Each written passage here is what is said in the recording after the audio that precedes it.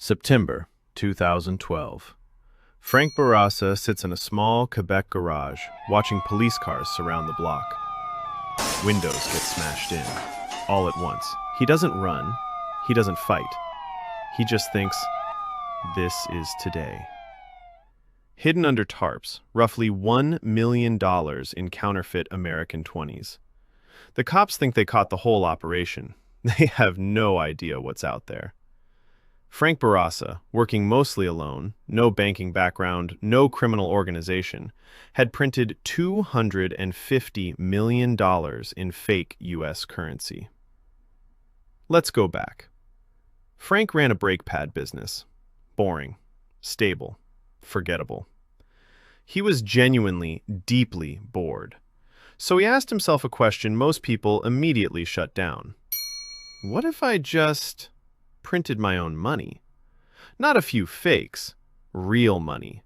Money that could fool banks, cashiers, the United States Secret Service. He started with paper. Real currency uses a cotton linen blend your hand recognizes before your brain does. Frank found a paper mill in Germany, told them he was making novelty prop cash. They sold it to him. Tons of it. Shipped legally. The hardest material in counterfeiting?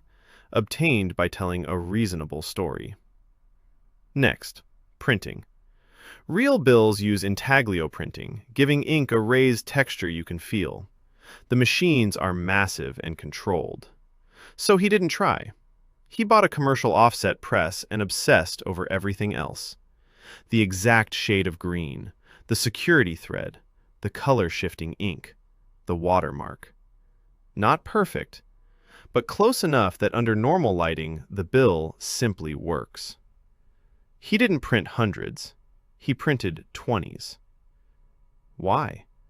Nobody checks a 20. 100 gets held to the light. A 20 is just the bill from an ATM you forget about instantly.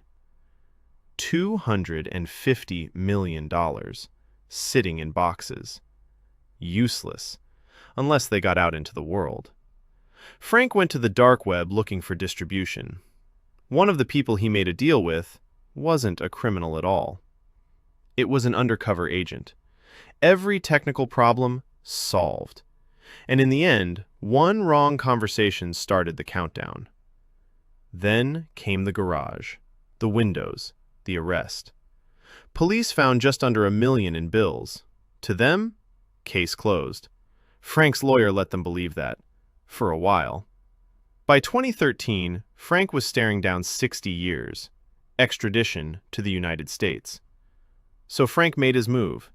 He told prosecutors he had something they wanted, not information. $200 million in counterfeit currency, untouched, ready to hand over. In exchange, drop the extradition, time served. It wasn't a bluff, a quiet hotel parking lot. An unremarkable beige box truck. Inside, $200 million in fake 20s. Never circulated, never spent. Sitting there the entire time. For authorities, this was a bomb that had never gone off. And in exchange, Frank served 6 weeks. 6 weeks and a small fine. Today he runs a security consulting business.